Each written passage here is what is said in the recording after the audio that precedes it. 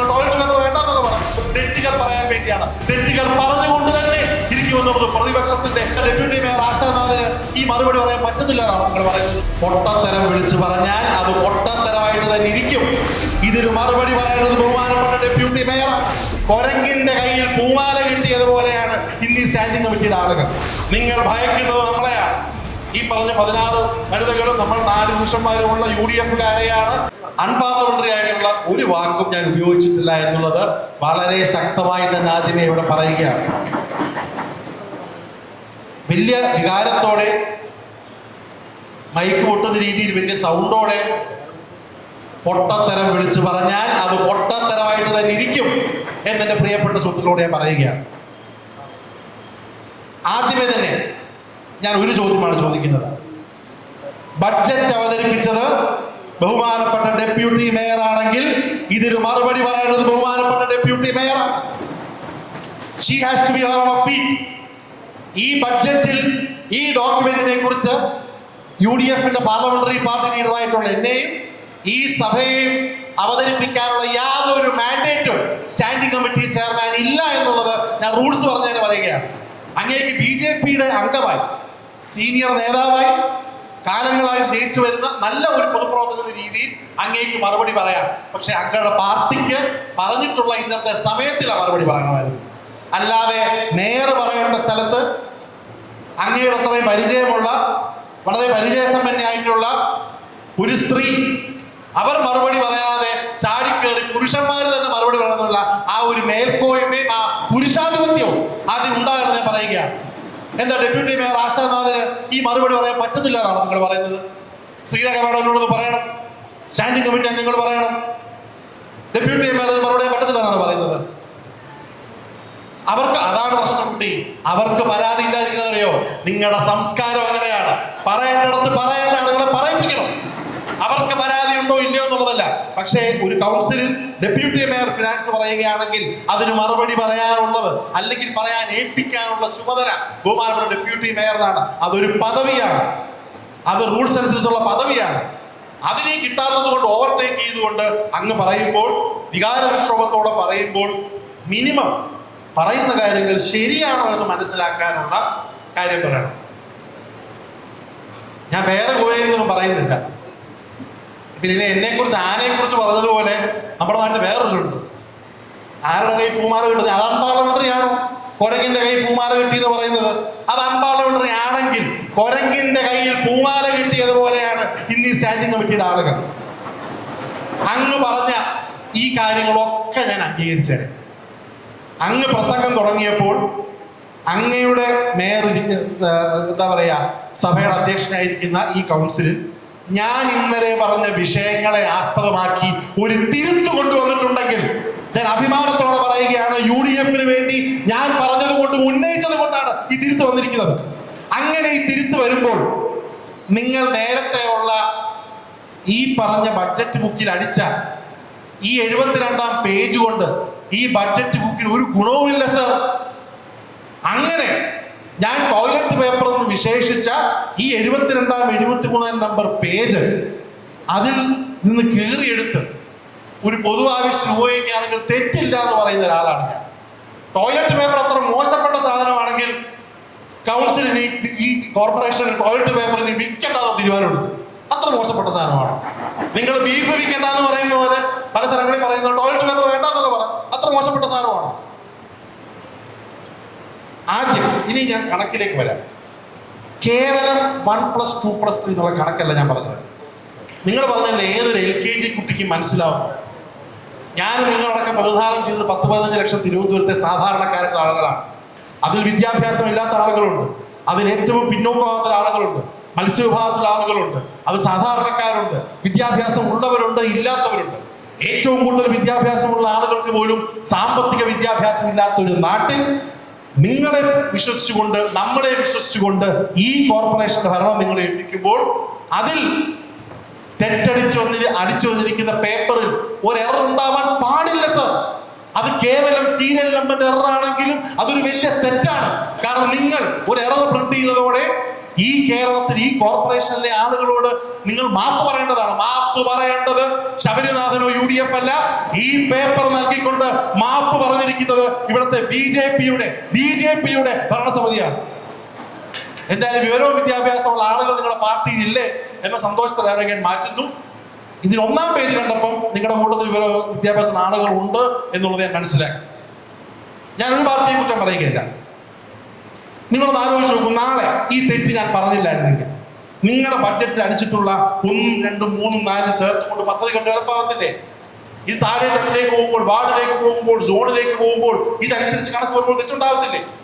അപ്പൊ നിങ്ങൾ എവിടെ പോയി പറയും 1, 2, 3, 4 എന്നുള്ളത്? അവിടെ 1, 2, 3, 4 സീരിയൽ നമ്പർ അടക്കമുള്ള കാര്യങ്ങൾ നിങ്ങൾ റവന്യൂ റെസീറ്റ്സും ക്യാപിറ്റൽ റെസീറ്റ്സും ടോട്ടൽ റെസീറ്റ്സും ഗ്രാൻഡ് റെസീറ്റ്സ് ടോട്ടൽ റെസീറ്റ്സും ഒക്കെ തെറ്റാണെന്ന് പറയാൻ വേണ്ടിയാണ് നേരത്തെ പറഞ്ഞ കവടിയാർ വാർഡിൽ നിങ്ങൾ ലോകത്തുള്ള എല്ലാ പൈസ ഇറക്കിയിട്ട് ജനങ്ങൾ വിജയിപ്പിച്ചത്. അതിനുവേണ്ടി കൂടെയാണ് ഞാൻ വിശ്വസിക്കുന്നത്. എന്നെ മാത്രമല്ല, നിങ്ങളടക്കമുള്ള നമ്മൾ 101 ആളുകൾ ഏൽപ്പിച്ചിട്ടുള്ളത് തെറ്റുകൾ പറയാൻ വേണ്ടിയാണ്. തെറ്റുകൾ പറഞ്ഞുകൊണ്ട് തന്നെ ഇരിക്കുമെന്നുള്ളത് പ്രതിപക്ഷത്തിന്റെ ധർമ്മമാണെന്ന് ഓർമ്മിപ്പിക്കുകയാണ്. അത്ര നിഷ്കളങ്കമായിട്ടൊരു തെറ്റായിരുന്നെങ്കിൽ, വെറും സീരിയൽ നമ്പറിന്റെ പ്രശ്നമായിരുന്നെങ്കിൽ ഈ പേപ്പർ കൊണ്ടിട്ട് ആവശ്യമില്ലല്ലോ, ഇത്രയും പേപ്പർ വേസ്റ്റ് ആക്കേണ്ട ആവശ്യമില്ലല്ലോ. അപ്പോൾ ഒരു ഭാഗത്ത് നിന്ന് ഒരുപക്ഷെ കൂടുതൽ വ്യഗ്രതയിൽ ബഹുമാനപ്പെട്ട ഡെപ്യൂട്ടി മേയർ ബഡ്ജറ്റ് അവതരിപ്പിച്ച വ്യക്തി പോലും അറിയാതെ അങ്ങ് മൈക്കെടുത്തപ്പോൾ ബഡ്ജറ്റ് അവതരിപ്പിച്ച ആളുകൾ ഒരല്പം ബോധത്തോടെ തിരുത്തിയതിന് ബഡ്ജറ്റ് അവതരിപ്പിച്ച ആളുകളെ കോർപ്പറേഷനെയും ഞാൻ 1-ാം പേജിന് വേണ്ടി ഞാൻ അഭിനന്ദിക്കുകയാണ്. ഇനി 2-ാമത്തെ പേജ്, ഞാനിത് കൂടുതൽ ടെക്നിക്കലായിട്ട് പോകണ്ടെന്ന് വിചാരിച്ചതാണ്. ഇനി കൊണ്ട് ഇറക്കിയാൽ പിന്നെ സജ്ജീകരണം ഇറങ്ങി മുങ്ങി വന്നേ പറ്റൂ. നിങ്ങൾ പറഞ്ഞു പ്ലാൻ ഫണ്ട് എക്സ്പെൻഡിച്ചർ കഴിഞ്ഞ് ഈ 9-ാം വിഷയത്തിൽ 2024-25 25-26 സ്റ്റാർട്ട് നിങ്ങളുടെ കുറ്റമല്ല. എനിക്ക് ഒരൊറ്റ കാര്യം പറഞ്ഞാൽ മതി. നിങ്ങൾ 148-ാം പേജ് വരുന്നതിന് മുമ്പ് 142 എന്നുള്ള ഒരു പേജിലേക്ക് നിങ്ങൾ പോകണം. അങ്ങ് പറഞ്ഞു ഞാൻ ഈ ഒരു പേജ് മാത്രം പഠിച്ചാൽ വന്നേന്നുള്ളത്. അത്യാവശ്യം കഷ്ടപ്പെട്ട് വായിച്ചിട്ടാണ് ഞാനും പറഞ്ഞത്. 142-ാം പേജിൽ ക്യാപിറ്റൽ എക്സ്പെൻഡിച്ചറിന്റെ കണക്ക് വരുന്നതിന് മുമ്പുള്ള ടോട്ടൽ റവന്യൂ എക്സ്പെൻഡിച്ചറിൽ നിങ്ങൾ ആക്ച്വൽസ് ഫോർ ദ ഇയർ 2024-25 930 കോടിയും revise budget for the year 25-26 1121 കോടിയും ബഡ്ജറ്റ് ഫോർ ദ ഇയറിന് 1130 കോടി എന്നൊരു കണക്ക് നിങ്ങൾ പറയുന്നു. എന്റെ ചോദ്യം, അതിനുശേഷമുള്ള നിങ്ങളുടെ ക്യാപിറ്റൽ എക്സ്പെൻഡിച്ചറിൽ നിങ്ങൾ പറയുന്ന കണക്ക് അതിനടുത്ത പേജിൽ 400 കോടിയും പിന്നെ 630 കോടിയും പിന്നെ 726 കോടിയും. അങ്ങ് പറഞ്ഞത് പ്ലാൻ ഫണ്ട് എക്സ്പെൻഡിച്ചർ അടുത്ത വർഷത്തെ ബഡ്ജറ്റിന് വേണ്ടി ആയതുകൊണ്ട് അങ്ങ് കവടിയാർ വാർഡ് അടക്കമുള്ള വാർഡുകൾക്ക് വേണ്ടി ഏകദേശം 397 കോടിയുടെ ഫണ്ട് അനുവദിച്ചിട്ടുണ്ടെന്ന് പറഞ്ഞു. എന്റെ ചോദ്യം, ആ 397 മുകളിലുള്ള 676 നിങ്ങൾ കണക്ക് കൂട്ടിയപ്പോൾ ആ 397 ഇല്ലേ എന്നുള്ളതാണ് ചോദ്യം. അത് ബഡ്ജറ്റിൽ ഇല്ലാതെ കേസ്മാർട്ട് വന്നിട്ട് ബഡ്ജറ്റ് വരത്തുള്ളെങ്കിൽ അപ്പോൾ ഞാൻ അസ്യൂം ചെയ്യേണ്ടത് നിങ്ങളുടെ 726 നിങ്ങൾ 630 കോടിയെ ഇപ്പൊ ഒരു 400 കോടിയേ ഉള്ളൂ. അതിനെ നിങ്ങൾ 730 കോടി 330 കോടി 10-20 തുടങ്ങിയത്. അപ്പൊ അല്ല, സമയം എടുക്കുന്നതിൽ ബുദ്ധിമുട്ടില്ല. ഇനിയും അടുത്ത റൗണ്ടിൽ വേണമെങ്കിൽ സംസാരിക്കാം. ഞാനത് പറഞ്ഞ് ക്ലോസ് ചെയ്യാം. ഇപ്പൊ എന്തായാലും ഞാൻ പറഞ്ഞല്ലോ, ഞാനത് പറഞ്ഞതിന്റെ കാര്യം, ഈ വിഷയമടക്കം പറഞ്ഞതിന്റെ കാര്യം, നമുക്ക് എല്ലാവർക്കും കൗൺസിലിൽ വരുന്ന എല്ലാവർക്കും അത് ഫിനാൻഷ്യൽ വിദ്യാഭ്യാസം ഇല്ലാത്ത ആളുകളാണെങ്കിൽ ബേസിക് ആയിട്ടുള്ള ഫിനാൻഷ്യൽ വിദ്യാഭ്യാസം ഉണ്ടാകണം. ഞാൻ ഈ അവസരത്തിൽ ഞാൻ ബഹുമാനപ്പെട്ട മേയറോട് റിക്വസ്റ്റ് ചെയ്യുകയാണ്. നമ്മൾ UDF പാർലമെന്ററി പാർട്ടി ചെയ്തൊരു കാര്യമാണ്, ഈ ബഡ്ജറ്റ് കഴിഞ്ഞിട്ട് ഈ ബഡ്ജറ്റ് എന്താണെന്ന് പഠിപ്പിക്കുവാൻ നമ്മൾ പാർട്ടി ഒരാളെ ചുമതലപ്പെടുത്തി.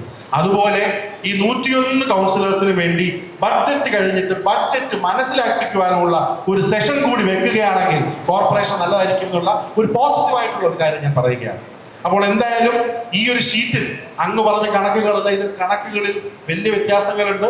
ഇത് കേവലം ഒരു സീരിയൽ നമ്പറിങ്ങിന്റെ പ്രശ്നം മാത്രമല്ല, അഥവാ അത് കേവലം ഒരു സീരിയൽ നമ്പറിങ്ങിന്റെ പ്രശ്നം മാത്രമാണോ എന്നുള്ള വിഷയമാണെങ്കിൽ പോലും അത് ഏതൊരു രേഖയും ഏതൊരു ഡോക്യുമെന്റിലും തെറ്റില്ലാതിരിക്കണമെന്ന് മനസ്സിലാക്കേണ്ട ഒരു കാര്യമാണ്. പിന്നെ ഞാൻ കൂടുതൽ രാഷ്ട്രീയവും ആരും എങ്ങോട്ട് പോകുന്നത് നമുക്ക് ആർക്കും അറിയാത്ത ഒരു കാര്യമാണ്. അതിലേക്കൊന്നും ഞാൻ കടക്കുന്നില്ല.